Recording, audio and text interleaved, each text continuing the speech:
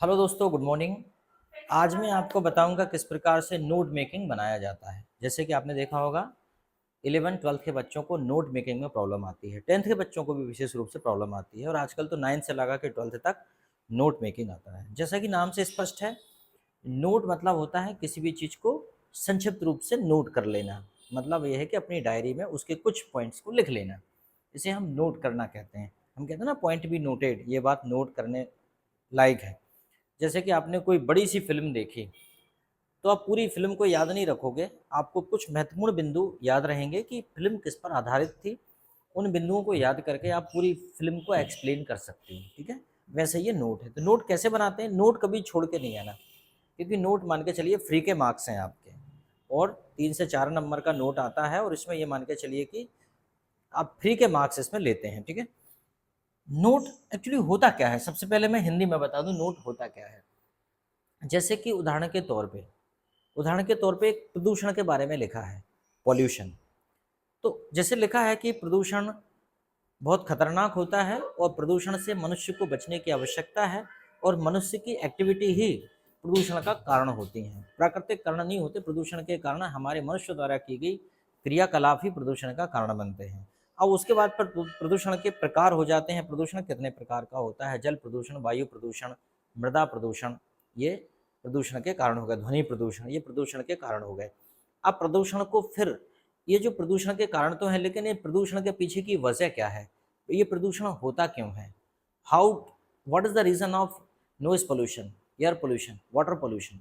तो ये क्यों होता है प्रदूषण, इसके कारण। फिर उसके बाद प्रदूषण से नुकसान क्या होता है प्रदूषण से। फिर उसके बाद क्या है कि प्रदूषण को कंट्रोल कैसे किया जाए, प्रदूषण कंट्रोल कैसे होगा, ये सब बात है। तो ये इतने बड़ी बात हो गई ये सब। सबसे पहले प्रदूषण के बारे में हमने लिखा, उसके बाद हमने प्रदूषण के प्रकार बताए, फिर हमने प्रदूषण के कारण बताए, फिर हमने प्रदूषण के नुकसान बताए, और फिर हमने प्रदूषण के कंट्रोल करने की उपाय बताए आपको। ठीक है, अब ये सारी बातें हो गई। अब सारा तो याद रखोगे नहीं। जब आप इसका नोट बनाओगे तो नोट ऐसे बनेगा, मान लो सबसे पहले उन्होंने कहा हेडिंग, तो हेडिंग में आप सबसे पहले कर दो पॉल्यूशन। ठीक है, पॉल्यूशन। अब उसके बाद क्या है, सब हेडिंग।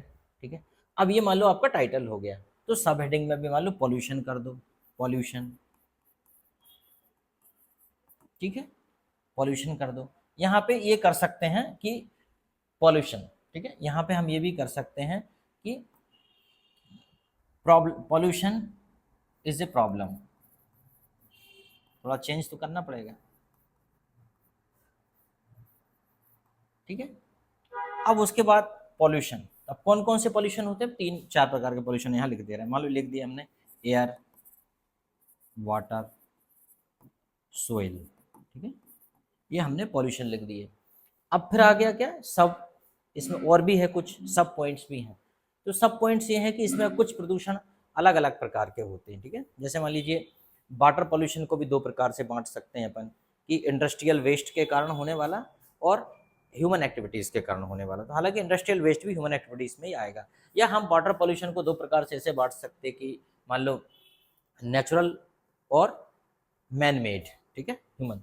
चलो छोड़ो, हमें सब हेडिंग की अभी बात ही नहीं करना, इतना कॉम्प्लिकेटेड बनाना ही नहीं। ठीक है, अब उसके बाद पॉल्यूशन हो गया, air, water and soil.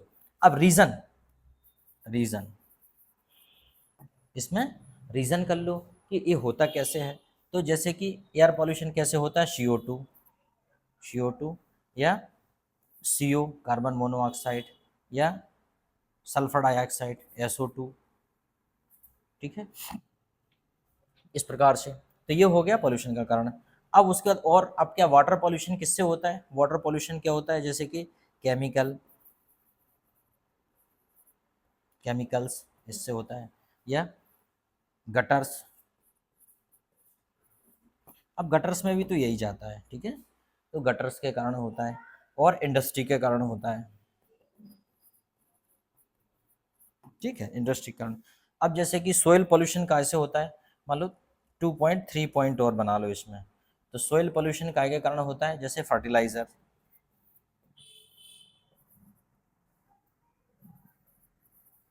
Fertilisers. ठीक है, या फर्टिलाइजर्स के कारण होता है जो हम डालते हैं ना, पेस्टिसाइड, पेस्टिसाइड के कारण भी होता है, जो खरपतवारनाशी फर्टिलाइजर्स में आ जाता है।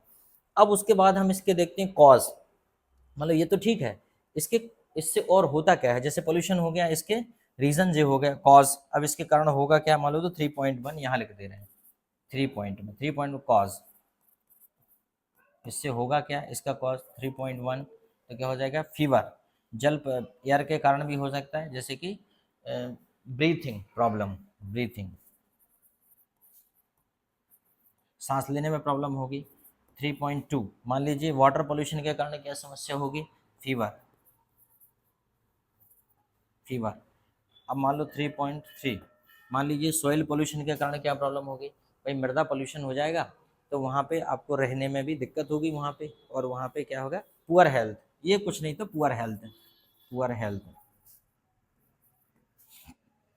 ठीक है, लो भाई नोट बन गया आपका, ये नोट बनाना है, नोट बनाना कितना आसान है, कुछ भी तो नहीं करना, इतना लिखना है। तो जब भी नोट बनाएंगे तो उसमें ये देखो कि कठिन कठिन शब्द कौन से हैं, ठीक है, एजे मार बास बर बिलबी सेल भी प्रयोग नहीं करना, जो कठिन शब्द हैं, तो इतना बच्चा समझता है कि इनका ही इसमें प्रयोग किया गया है। अच्छा, नोट में कोई आपको चैलेंज नहीं कर सकता कि आपने नोट गलत बनाया है, क्योंकि इन सब का दोबारा फिर से प्रयोग होना है उसी में। जब आप इसको फिर से एक बड़ा पैसेज बनाएंगे इसका, तो फिर से उस पैसेज में इसका प्रयोग होगा इन सभी शब्दों का। तो क्या फर्क पड़ता है, अगर आप यहाँ पे ब्रीथिंग की जगह पुअर हेल्थ ले लें तो भी तो बात बराबर है, आप फीवर की जगह पे इल या सिकनेस ले लें तो भी तो बात बराबर है।